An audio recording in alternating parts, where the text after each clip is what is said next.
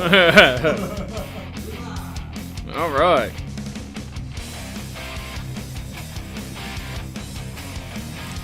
I'm going to wait for us to get up on there. Hey, what's up? How are y'all doing? Good, how are you? Doing good? Y'all made it just in time for Real Estate 101. Oh, it's okay. All right. Thank you. Ben, are we up? I don't see us. Oh, yeah, we are. Never mind. I stand corrected. There we go. Well, happy. Look at this little dude. What's up, Wrigley? All right, everybody. Welcome to Real Estate 101. Happy Wednesday. Appreciate it if you are on here. Got a good topic for you today. But before we get into the topic, we always give a shout out on Real Estate 101 to one special person. Today, my shout out goes to my good friend Shannon Wheeler with Premier Mortgage Group. Everybody give him a round of applause. And my boy Wrigley. Can't forget about my boy Wrigley. Welcome to Real Estate 101. We try to give you some sort of information, whether it be about the market, whether it be about the mortgage rates, whether it be about anything going on in real estate. We try to bring it to you, give you information, give you tips, give you some sort of pointers whenever it comes to real estate in general. So today, what I'm talking about, special topic. I would like to tell myself I'm very good, or I like to specialize in first-time home buyers. Whenever it comes to somebody buying their first house, I feel like I attract that crowd because I'm a younger dude, a first-time home buyer. I'm always trying to think of tips, things that I can, explain to people to help their first time buying a house the easiest. So that's what I'm talking about today. 3 tips that you should consider, that you should know when buying your first house. Okay, so number 1, okay, a lot of people, if I'm going to ask everybody in the audience, if somebody were to say you need a down payment for a house, what is the one figure everybody thinks they have to have down when buying a house? What do you think? 20%. 20%. Would y'all agree with that? I hear that from a lot of people, yeah. You're a mortgage broker. I'd say probably most of the time people would say, 20% down on a $300,000 house is, like 60 grand? The first thing they say is, how can I get in without a down payment? Yes. And then when they get confronted with the fact that there is a down payment, they usually think it's 20. They don't think there's like anywhere in between. Exactly. Well, a lot of people think, me especially, I have a lot of friends that say, my parents told me I need 20% down. Yeah. And they always just keep that in their mind, like, I need 20% down to buy a house, which on a $300,000 house is $60,000, which is it's a big chunk of money right there, right? So putting 20% down on a house is not always the case. Like, if you are a first-time home buyer, you can buy a house for 3.5%. There are ways that you can get in a house with $0 down, as a matter of fact, if you qualify for the loan. But to get aside from that, a lot of people think, a lot of people have money. Let's just say somebody has about $40,000 stacked away in cash that they want to put down on their house. What would you advise them to do with that $40,000 if they're buying a $300,000 house and they only need 3.5%? What would you advise them to do? Would you advise them to put all that money down, or would you advise them to keep some? In most cases, I advise them in every case, look and see what amount they need to put down to get the best loan terms that they can. Yep. But then keep the rest for an emergency fund or something along those lines, because if their property value fluctuates a little bit over the next few years, yep, they've still got their cash to do things with. Exactly. That's exactly right. I actually have it written down right here in words, everything that you just said. So to put it in perspective, $10,000 down. Like, if you have, let's just say you have $40,000, you're buying a $300,000 house, 3.5% of $300,000 is $7,000. Okay, you got $40,000, 7 of that's gone. You have 33 now. Okay, if you put $10,000, or to correlate it, $10,000 down that you were to put towards a loan is about $50 a month that you're saving on your note, right? Yeah. So would you rather have $10,000 in the bank or save $50 a month? What would you rather have? I'd rather have $10,000 in there. I'd rather have them 10 G's, because I can do a lot with 10 G's. Hey, I can pay my taxes with 10 G's. Yeah, there's a lot of stuff that you can do with $10,000 rather than just forking off 50 of it a month. So that's tip number 1. You don't have to have 20% down, and if the more money you have doesn't necessarily mean that you should be putting it down on the house. Maybe you can buy the rate down. Maybe you can put it in an emergency fund. Maybe there's a lot of different things that you can do with the money that you have in your bank. Okay? Number 2. I'm going to ask you guys, hey, Ed, I'm going to ask you at the end. All right, I'm going to test you. Number 1, number 2, number 3. I'm giving 3 tips. Number 2. Debt to income. This is huge. A lot of people don't understand this. Let's just say you got a car payment. Who in here has a car payment? Raise your hand.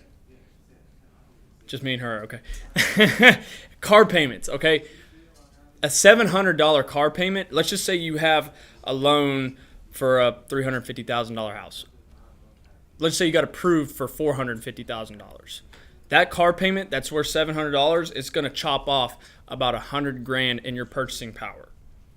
Keep that in mind. Your debt to income is huge. Now, it doesn't not just cars, but medical bills, student loans, maybe a boat, credit cards. I mean, there's a lot of shit that can really get you whenever it comes to having a debt to income ratio that's good, right? So the way I look at it is, like right now, my truck payment's about $600. Okay, how much would that prohibit me from being able to purchase? Cut about $85,000 off your buying. $85,000.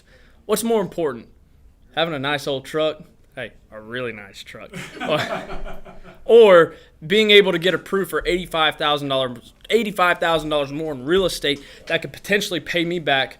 I mean, hell, who knows how much more money that could pay me back in equity in the future, right? So you really got to look at what's important. You got to look at the bigger picture, which obviously I didn't do too much research far about my truck. But, hey, we can always sell it. We can always, get our money back. But seriously, that is a very, very important thing that I feel like most first-time home. Hey, what's up, Linda? Hope you're doing well. Sorry, I'm kind of neglecting the people that are on here. What's up, Shannon? Ed, appreciate you getting on here. Morgan, what's up? Hey, what was number 1 again, real quick? I didn't write it down. Number 1. That's cheap. 20%. There you go. Hey, See? appreciate it. Yeah, you don't have to have 20% down. Yes, debt to income. A lot of people don't pay attention to how much debt they have in their name, and that can really screw you from being able to get approved for more whenever it comes to buying your first house. Okay? Hey, do you remember what number 2 was? Yes, debt to income ratio. Hey, my boy. Appreciate you paying attention. All right, number 3.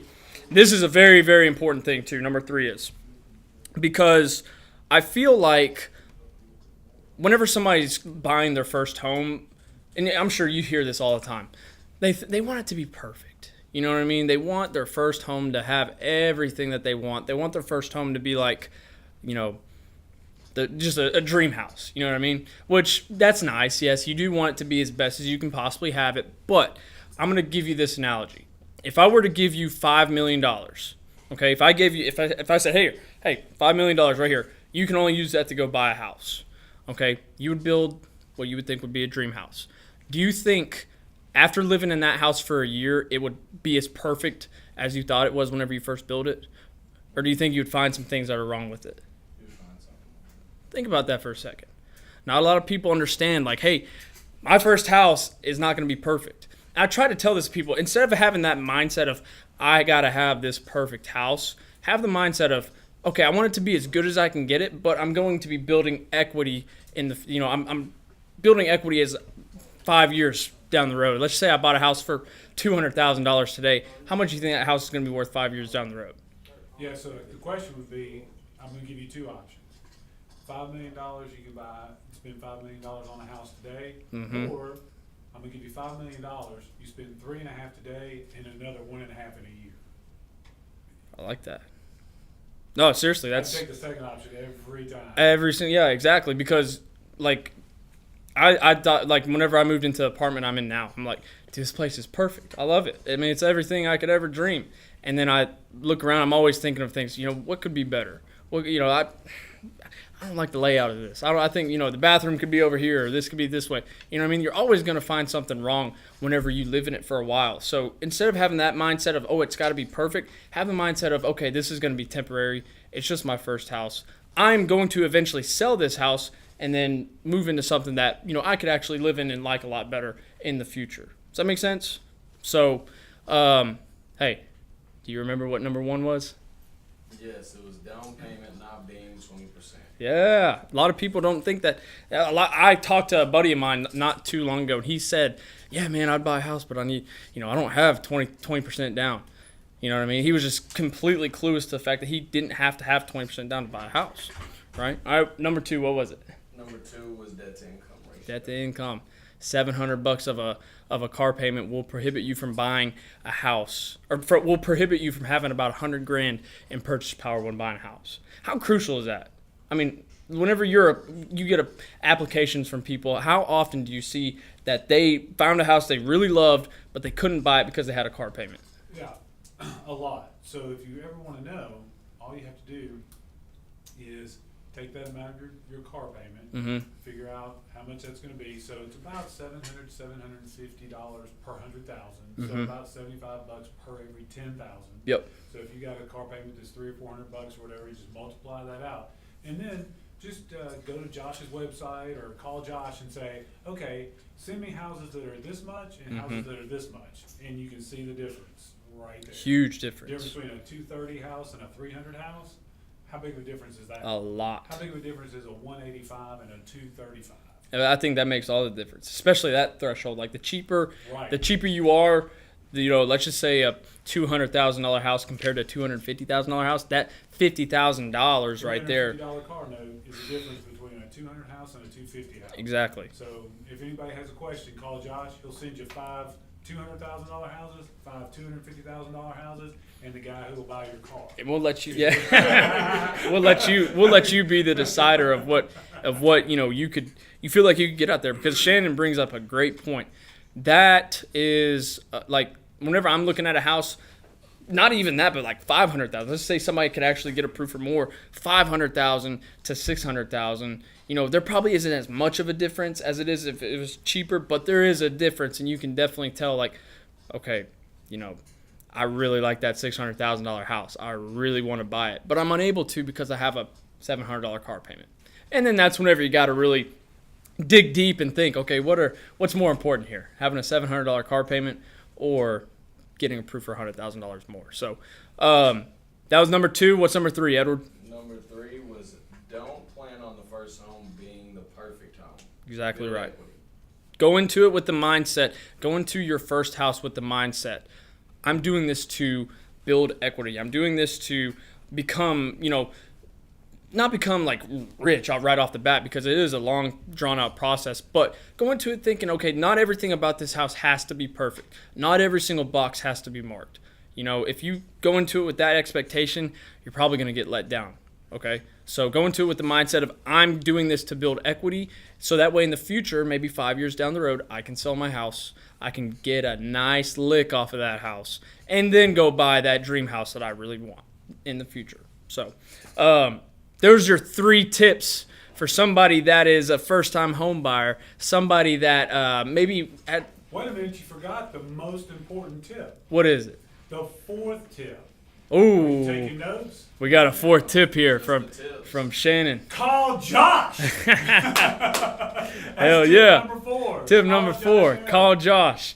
That's right. So, if this was helpful, if you found some sort of value in this, do us a huge favor. Share the stream, like, comment, and share the stream. We would greatly appreciate it. And we will see you guys next Wednesday at 1 o'clock for Real Estate 101. Tune in, and, hey, we'll see you there. Thanks so much. Van Grafton, shut us down.